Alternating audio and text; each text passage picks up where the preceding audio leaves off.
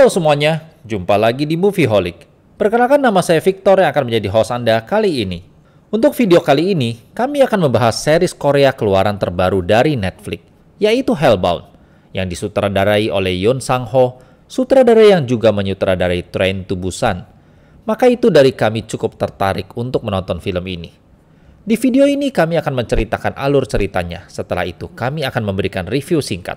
Ada 6 episode untuk series ini. Dan tentu saja, video kali ini akan menyangkut banyak spoiler ya teman-teman. Karena kami akan menceritakan tuntas dari episode 1 sampai 6. Mari kita langsung masuk untuk menceritakan sinopsis komplit film Hellbound.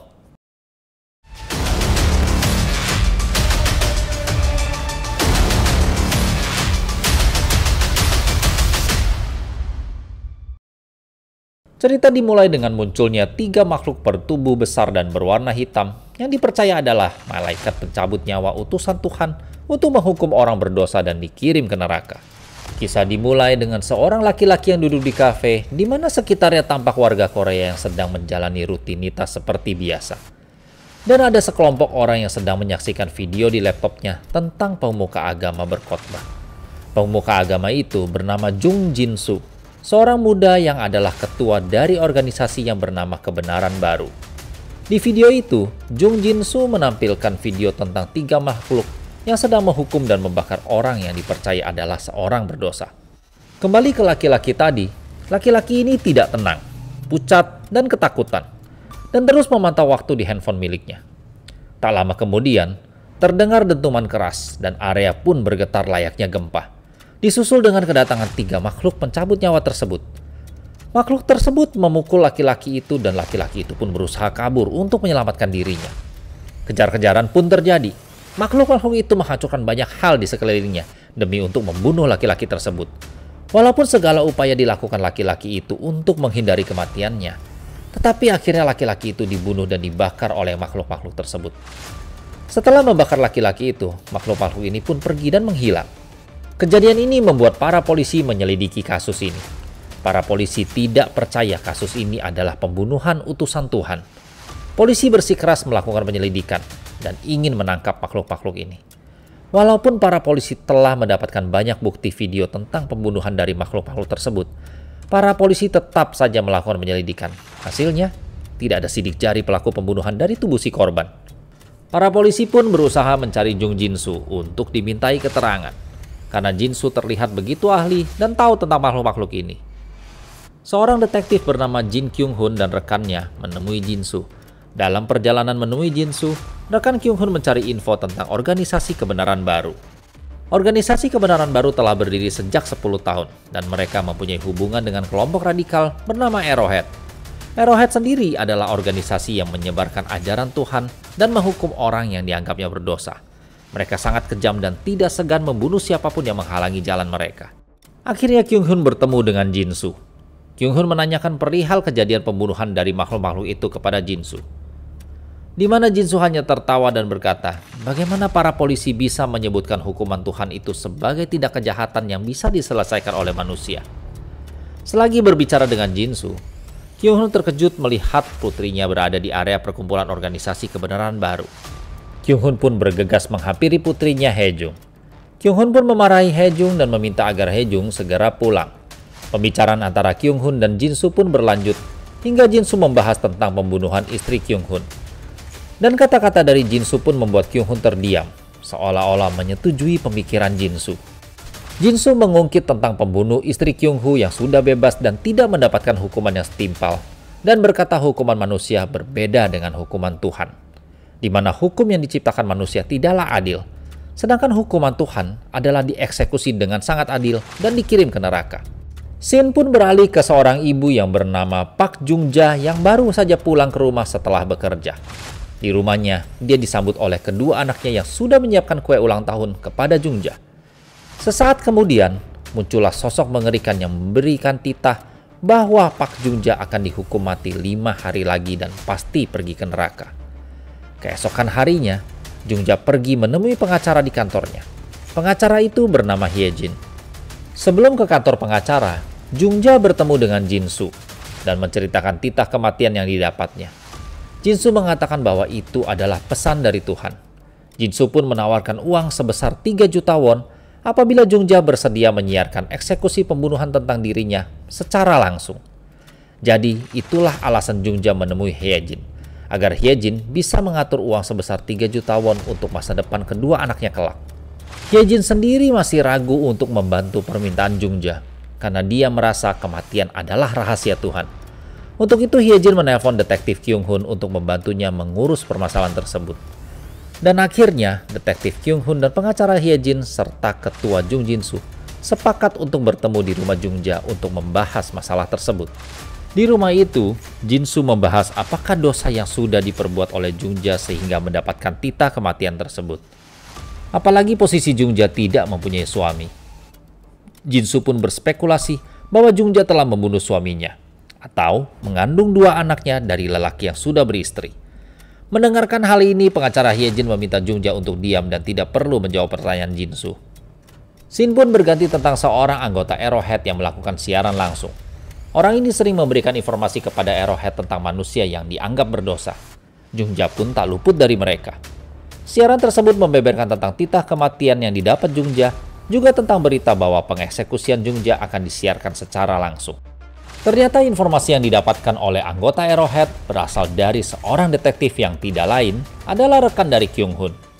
Informasi yang dibeberkan adalah tentang dosa yang dilakukan Jungja dan juga identitas kedua anaknya, di mana hal ini menyebabkan posisi Jungja dan kedua anaknya berada dalam bahaya.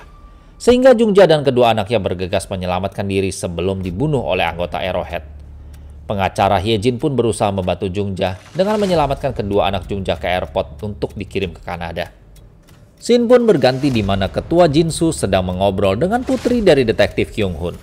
Di situ Hae-jung menceritakan bagaimana kematian ibunya terjadi. Jin-soo pun membawa Hae-jung untuk menemui pembunuh ibunya dan mengajaknya membalas dendam. Karena hasutan yang begitu kuat dari Jin-soo, Hae-jun pun mengikuti siasat dari Jin-soo dengan menyetrum pembunuh ibunya dan membantu Jin-soo untuk membunuh pembunuh ibunya dengan cara membius dan memasukkannya ke tempat kremasi. Hae-jung membakar pembunuh ibunya hidup-hidup. Hae-jung terlihat begitu puas melakukan pembalasan dendamnya. Keesokan harinya, para polisi dan wartawan menemukan mayat pembunuh ibu Hae-jung, di mana masyarakat yang melihat mayat yang terbakar menyangka bahwa dia dibunuh oleh makhluk-makhluk pencabut nyawa tersebut. Dan akibat kejadian ini, masyarakat pun makin fanatik dan memuja ketua Jung Jin-soo yang dipercaya adalah utusan Tuhan. Berita tentang kematian pembunuh istrinya ini pun akhirnya diketahui oleh detektif Kyung Hun. Dan akibat kejadian ini, para anggota Arrowhead pun datang ke kantor polisi untuk menyerang para polisi. Mereka merasa polisi tidak percaya pada hukuman Tuhan. Kekacauan itu terus berlanjut hingga tibalah hari eksekusi untuk Jungja. Semua stasiun TV besar sudah siap di lokasi rumah Jungja menjelang waktu kematiannya. Banyak juga anggota konglomerat yang datang untuk menyaksikan acara eksekusi tersebut. Seluruh masyarakat siap menyaksikan acara ini baik langsung datang ke rumah Jungja ataupun lewat media sosial. Saat yang bersamaan itu, pengacara Hyejin pun menerima paket dokumen dari seorang pastor bernama Kim Jong-chil. Namun dia belum membukanya karena sedang sibuk mengurusi eksekusi dari Jungja. Sementara itu, para polisi dan militer juga sudah siap di lokasi untuk melindungi Jungja dan bersiap untuk menembak makhluk-makhluk tersebut. Akhirnya tepat di pukul 3 sore, suara dentuman pun terdengar. Makhluk-makhluk hitam ini pun datang dan mulai menyiksa Jungja. Semua orang yang menonton pun kaget dan ketakutan. Di saat itu, Kyung Hun mencoba untuk menembak salah satu makhluk itu. Tetapi selain tidak mempan, makhluk itu justru memukul Kyung Hun hingga pingsan. Setelah disiksa oleh 3 makhluk tersebut, Jungja akhirnya dibakar oleh 3 makhluk itu dan menyisakan mayat hangusnya. Melihat hal itu, semua masyarakat pun takjub dan berlutut meminta ampun karena telah melakukan banyak dosa. Namun di saat itu hanya pengacara Hyejin dan rekannya yang masih berdiri kebingungan dan seakan tidak percaya akan hal tersebut. Setelah kejadian itu, seluruh masyarakat memilih untuk tidak melakukan kegiatan apapun. Mereka memilih untuk berdiam di rumah dan beribadah masing-masing. Saat itu Kyung Hun yang datang ke kantor polisi tidak menemukan siapapun di kantor polisi itu. Dan di saat itu Kyung Hun mendapatkan bukti CCTV tentang seseorang yang menyeret mayat pembunuh istrinya. Dia pun kaget karena mengenali jaket orang yang menyeret mayat tersebut adalah jaket milik putrinya Hae-jung. Pada saat itu, ketua Jung Jin-soo sedang melakukan interview secara online dengan sebuah stasiun televisi. Di video ketua Jung Jin-soo terlihat jaket Hye-jung berada di lemari Jin-soo. Kyung-hun pun bergegas mencari Jin-soo demi menemukan putrinya. Di saat yang bersamaan, anggota Arrowhead pun melakukan siaran langsung. Kali ini dia mengumumkan beberapa orang yang dianggap tidak percaya dengan organisasi kebenaran baru. Orang-orang itu adalah detektif Kyung-hun, pengacara Hye-jin, dan rekannya. Mereka bertiga pun seketika menjadi target pembunuhan dari anggota Arrowhead dan orang-orang lainnya. Saat itu, Hye-jin bergegas mengajak ibunya untuk pergi meninggalkan rumah. Mereka pun bergegas masuk ke mobil dan pergi. Saat itu, Hye-jin pun melihat isi dokumen yang dikirimkan oleh Pastor Kim Jong-chil yang memberikan info tentang ketua Jung Jin-soo saat awal pembentukan organisasi kebenaran baru. Hye-jin dan ibunya pun akhirnya mampir ke kantor Hye-jin untuk menyerahkan dokumen tersebut. Namun kantornya telah diserang oleh kelompok Arrowhead. Bahkan rekannya pun sudah dipukuli hingga babak belur. Hye-jin pun bergegas menuju parkiran. Tetapi di sana sudah datang anggota Arrowhead lainnya, dan ibu dari Hye-jin pun sudah tidak sadar karena dipukuli. Hye-jin pun juga dipukuli oleh anggota Arrowhead. Di saat anggota Arrowhead pergi, Hye-jin buru-buru membawa ibunya ke rumah sakit. Tetapi sesampainya di rumah sakit tidak ada satupun yang mau menolong ibunya, karena menganggap Hye-jin adalah orang yang menentang organisasi kebenaran baru. Akhirnya ibunya Hye-jin pun meninggal di rumah sakit karena tidak ada yang mau menolongnya. Demi mendapatkan keadilan, Hye-jin pun akhirnya pergi mencari Pastor Kim Jong-chil. Di sisi lain, detektif Kyung-hun akhirnya menemukan Jin-soo. Disitulah Jin-soo menceritakan awal terbentuknya organisasi kebenaran baru. 20 tahun yang lalu, Jin-soo mendapatkan titah kematian bahwa dia akan mati dan dikirim ke neraka di 20 tahun yang akan datang. Karena hidupnya tidak lama lagi berakhir, maka Jin-soo menceritakan banyak hal, di mana dia selalu ketakutan selama 20 tahun. Dia pun takut berbuat dosa. Tujuan dia membuat organisasi kebenaran baru adalah untuk membuat masyarakat merasakan ketakutan yang dia rasakan. Jin-soo meminta agar Kyung-hun menyembunyikan fakta bahwa Jin-soo akan dieksekusi, agar masyarakat tetap patuh pada aturan Tuhan. Kembali kepada pengacara Hye-jin. Hye-jin menemui Pastor Kim Jong-chil. Hye-jin berpikir bahwa Pastor Jong-chil akan bisa membantunya melawan Jin-soo. Tetapi ternyata Jin-soo akan menyerahkan jabatan ketua kebenaran baru kepada Pastor Kim Jong-chil apabila Pastor Kim Jong-chil membunuh Hye-jin. Dan saat itu Pastor Kim Jong-chil juga memerintahkan para anggota Arrowhead untuk membunuh Hye-jin. Kyung-hun pun akhirnya berhasil menemui Hye-jung putrinya. Dan bagian pertama dari film Hellbound ini pun berakhir. Bagian kedua dari film Hellbound dimulai dengan masa yang terjadi setelah beberapa tahun mendatang. Cerita dimulai dengan organisasi kebenaran baru yang meluas sebagai aliran agama dengan pengikut lebih dari 70% masyarakat Korea. Kim Jong-chil selaku pemimpin kebenaran baru berhasil mempengaruhi masyarakat dengan mematuhi ajaran-ajaran kebenaran baru dan tunduk pada kebenaran baru. Dengan keuntungan yang dihasilkan, kebenaran baru memiliki banyak anggota dan gedung yang besar. Mereka juga mengubah tempat eksekusi Jungja menjadi sebuah tempat layaknya museum untuk memberi peringatan bagi para pendosa. Scene berganti kepada beberapa anggota kebenaran baru yang sedang mengadakan rapat dengan stasiun televisi. Salah satu anggota kebenaran baru bernama Yuji terlihat tidak puas dengan hasil video dari produser Bayong Jae. Perselisihan pendapat pun terjadi di ruang rapat tersebut karena Bayong Jae merasa kebenaran baru terlalu bertindak semaunya dan memaksakan kehendaknya dengan mengatasnamakan Tuhan. Yong Jae pun akhirnya mengalah dan bersedia membetulkan video itu dan bersedia bekerja lembur di hari itu. Padahal, istrinya Sehhyun baru saja melahirkan bayi mereka. Yong Jae pun mencari rekannya yang juga seorang produser untuk membantu dia mengerjakan video tersebut. Begitu Yong Jae ke meja rekannya, Yong Jae menemukan kartu nama dengan catatan lokasi pemancingan. Rekan Yong Jae yang datang segera mengambil kartu nama tersebut dan meminta maaf kepada Yong Jae bahwa dia tidak bisa membantu Yong Jae karena dia ada urusan yang mendesak dan tidak bisa ditunda. Walaupun curiga dengan rekannya, tetapi Yong Jae akhirnya memilih untuk melanjutkan pekerjaannya sendirian. Di rumah sakit, Sehhyun bersiap-siap ingin memotret bayinya yang baru lahir. Tetapi betapa terkejutnya Sehhyun karena di dalam ruangan bayinya yang baru saja lahir, bayinya mendapatkan titah kematian. Titah itu berisi bahwa 3 hari lagi bayi Sehhyun akan dibunuh dan pasti masuk neraka. Sehhyun yang berhasil merekam adegan tersebut pun kebingungan, karena biasanya titah yang didapat adalah ditujukan untuk seorang pendosa, sedangkan bayinya yang baru saja lahir dan tidak mempunyai dosa. Sehhyun pun mencari tahu tentang informasi di kebenaran baru. Namun tidak ada info apapun tentang persamaan kasus titah bayinya. Scene berganti kepada Yong Jae yang sedang dalam perjalanan menuju rumah sakit untuk menengok bayinya dan istrinya. Tetapi di perjalanan, Yong Jae mendapatkan telepon dari istri rekannya yang mengatakan bahwa rekannya tak kunjung pulang. Karena memang sudah curiga dengan rekannya, Yong Jae pun memutuskan untuk mencari rekannya di lokasi pemancingan. Akhirnya Yong Jae menemukan rekannya di pemancingan. Ternyata rekannya telah menerima titah dan eksekusinya akan berlangsung sebentar lagi. Rekannya meminta Yong Jae untuk merahasiakan hal ini demi melindungi keluarganya agar keluarganya tidak dicap sebagai keluarga pendosa. Makhluk pencabut nyawa pun muncul dan membunuh rekannya.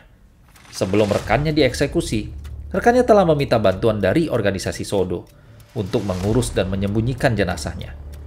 Tidak disangka ketua dari organisasi Sodo adalah pengacara Hyejin yang diduga telah dibunuh 4 tahun silam. Organisasi Sodo sendiri adalah organisasi yang bertolak belakang dengan kebenaran baru. Mereka akan membantu para penerima titah untuk disamarkan kematiannya, agar keluarga penerima titah tidak dicap sebagai keluarga pendosa. Yong Jae pun dibius oleh anggota Sodo agar tindakan rahasia organisasi Sodo aman. Pagi harinya setelah sadar, Yong Jae pun bergegas ke rumah sakit untuk menjenguk istri dan anaknya. Sesampai di rumah sakit dan bertemu dengan Se-hyun, istrinya Se-hyun pun memberitahu Yong Jae perihal titah yang didapat dari bayi mereka. Dalam kebingungan, Yong Jae akhirnya mengingat tentang organisasi Sodo dan berniat menemui Hyejin. Scene berganti ke sekelompok anggota kebenaran baru yang menemukan seorang pendosa yang telah mendapatkan titah. Pendosa itu pun dibawa ke tempat eksekusi kebenaran baru, di mana tempat itu lengkap dengan banyak kamera untuk merekam adegan eksekusi tersebut. Dengan ditonton banyak orang lah kebenaran baru meraup keuntungan yang begitu besar. Makhluk pencabut nyawa pun muncul dan menghukum, menyiksa, serta membakar pendosa itu hingga menjadi abu. Setelah siaran eksekusi berakhir, organisasi kebenaran baru akhirnya mengetahui tentang keberadaan organisasi Sodo. Mereka pun mencari tahu tentang Sodo. Bahkan mereka juga mengarahkan anggota Arrowhead untuk ikut mencari organisasi Sodo. Yong Jae yang kebingungan tentang titah bayinya pun akhirnya mencari Profesor Gong, salah satu anggota Sodo. Yong Jae langsung memperlihatkan video bayinya yang baru saja lahir dan menerima titah kematian. Profesor Gong pun akhirnya mengajak Yong Jae untuk menemui Hyejin. Saat mengetahui titah bayi Yong Jae, Hyejin pun menawarkan agar eksekusi bayinya disiarkan secara langsung, agar masyarakat tahu bahwa kebenaran baru telah membohongi masyarakat selama bertahun-tahun. Yong Jae yang kebingungan pun akhirnya marah dan menolak tawaran Hyejin. Yong Jae hanya ingin menyelamatkan anaknya dan tidak ingin menjadi pahlawan bagi orang lain. Hyejin pun meminta Yong Jae untuk memikirkan tawaran tersebut hingga waktu eksekusi bayinya. Di tengah perjalanan pulang, Profesor Gong dihadang dan dipukuli oleh anggota Arrowhead. Profesor Gong dibawa ke suatu tempat di mana ada salah satu anggota Sodo yang tertangkap. Dan mereka berdua pun dibunuh dengan cara dibakar hidup-hidup. Mayat mereka pun digantung di pintu masuk universitas sebagai penentang Tuhan. Saat yang bersamaan, anggota Arrowhead sudah datang dan mengepung tempat Hyejin. Hyejin pun berusaha keras melarikan diri dan menyelamatkan dirinya dari serangan anggota Arrowhead. Dengan kemampuan bela diri yang dimilikinya sekarang, Hyejin akhirnya berhasil melarikan diri. Keesokan harinya, Se-hyun pun membawa bayinya pergi ke kantor kebenaran baru untuk menanyakan perihal titah bayinya. Yong Jae yang berada di kantor dihubungi oleh Hyejin yang menanyakan keberadaan istri Yong Jae. Alangkah kagetnya ketika Yong Jae mengetahui bahwa Se-hyun berada di kantor kebenaran baru. Yong Jae dan Hyejin pun bergegas pergi ke gedung kebenaran baru untuk menyelamatkan Se-hyun dan bayinya. Di kantor kebenaran baru, seorang anggota bernama Yuji datang menemui Se-hyun. Se-hyun yang memperlihatkan video titah bayinya membuat Yuji terkejut dan segera membawa hasil video itu untuk diperlihatkan kepada Ketua Kim Jong-chil dan anggota Dewan. Kaget dengan video tersebut, Ketua Kim Jong-chil pun memerintahkan agar Se-hyun dan bayinya dipisahkan terlebih dahulu untuk disembunyikan kematiannya. Yong Jae dan Hyejin pun sampai di gedung kebenaran baru. Mereka bergegas mencari Se-hyun. Mereka akhirnya melihat Se-hyun yang sedang berusaha mengambil bayinya yang direbut oleh anggota kebenaran baru. Mereka pun membantu Se-hyun untuk merebut bayinya kembali. Setelah berhasil mendapatkan bayinya kembali, mereka pun berusaha kabur dari gedung kebenaran baru. Karena kejadian itu, Se-hyun pun akhirnya percaya dengan Hyejin. Dia menyetujui rencana Hyejin untuk menyiarkan eksekusi bayinya secara langsung. Mereka semua pergi bersembunyi ke tempat mantan anggota Arrowhead, seorang streamer yang membela kebenaran baru dan Arrowhead yang bertobat karena mendapatkan titah kematian. Sebelum menyiarkan secara langsung eksekusi bayi Sehun, Hyejin terlebih dahulu melakukan siaran langsung dan memperlihatkan video titah kematian pada bayi yang baru lahir. Keesokan harinya, di saat streamer pergi membeli makanan, streamer itu malah menelpon ketua kebenaran baru, Kim Jong-chil. Streamer itu menceritakan semuanya, dan dia juga menceritakan bahwa dia mendapatkan titah kematian 5 menit setelah eksekusi bayi Yongjae. Streamer itu mengatakan bahwa Tuhan telah melakukan kesalahan dan ingin menutupi kesalahannya dengan mengeksekusi dirinya. Streamer itu merasa bahwa dia adalah seorang Mesias yang sudah membantu Tuhan. Kim Jong-chil pun langsung mengerahkan semua orang dan anggotanya untuk melacak keberadaan streamer dan Hyejin. Streamer yang merasa dirinya adalah utusan Tuhan langsung membunuh rekan-rekan Sodo yang ingin menyiarkan eksekusi bayi Yongjae secara langsung. Yongjae yang mendapati streamer itu telah membunuh rekan-rekan Sodo pun berlari menyelamatkan dirinya dari kejaran streamer itu. Streamer itu juga menyerang Hyejin dan Sehun. Sehun yang panik pun langsung berlari keluar tengah halaman gedung, di mana banyak orang yang melihat Sehun di situ. Sehun pun menangis dan mengatakan apa yang telah terjadi kepada bayinya. Sehun meminta agar semua masyarakat untuk tetap melihat apa yang terjadi dengan dirinya dan bayinya. Dan dia juga mengatakan bahwa kebenaran baru telah melakukan kebohongan selama bertahun-tahun. Para anggota kebenaran baru yang melihat siaran langsung itu pun segera menuju lokasi tempat Sehun berada. Makhluk pencabut nyawa pun datang. Mereka menyerang Sehun. Sehun pun berlari menyelamatkan diri dan berusaha menyelamatkan bayinya. Yongjae juga datang untuk menolong Sehun dan berusaha melawan makhluk pencabut nyawa tersebut. Begitu pula Hyejin yang datang membantu dan menyelamatkan bayi Sehun. Walaupun perlawanan Sehun dan Yongjae sia-sia, tetapi mereka tidak menyerah dan tetap berusaha melindungi bayi mereka. Karena makhluk itu terlalu kuat, Sehun dan Yongjae pun tidak berdaya. Dengan kekuatan yang tersisa, Yongjae pun menghampiri Sehun, memeluknya dan juga memeluk bayinya. Mereka pasrah ketika dibakar oleh 3 makhluk pencabut nyawa tersebut. Setelah terbakar menjadi abu, 3 makhluk itu pun segera menghilang. Namun di luar dugaan keajaiban pun terjadi. Sehun dan Yongjae ternyata berhasil melindungi bayi mereka. Walaupun Sehun dan Yongjae harus tewas terbakar, namun bayi mereka selamat. Hal ini pun membuat streamer menjadi gusar dan ingin membunuh bayi Sehun. Hyejin yang juga sudah kepayahan pun berusaha melindungi bayi Sehun dan memberikan perlawanan terhadap streamer. 5 menit pun tiba. Makhluk-makhluk itu kembali datang dan mengambil nyawa streamer itu dan membakarnya. Hyejin pun pergi melarikan diri membawa bayi Sehun.